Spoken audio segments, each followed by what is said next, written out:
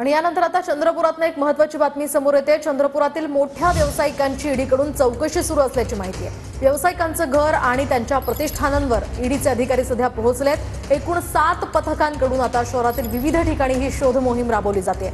संबंधित कुटुंबातील दोघांवर बुकिंग आणि गुन्हा सुद्धा दाखल असल्याची माहिती आहे। आर्थिक अपहार प्रकरणी ईडीची ही शोध मोहीम असल्याची चर्चा सुरू झाली।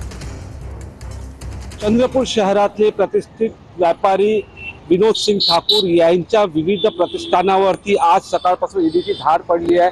आपण बघू शकतो या स्वाद हॉटेलमध्ये सध्या ईडीची कारवाई सुरू आहे। ईडीची पथक या ठिकाणी पोहोचले आहे।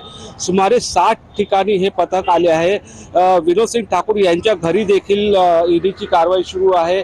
पेट्रोल पंप, विविध प्रतिष्ठान, जे दुकाने, हॉटेल आहे त्याच्यावरती देखील ईडीची धाड पडली आहे।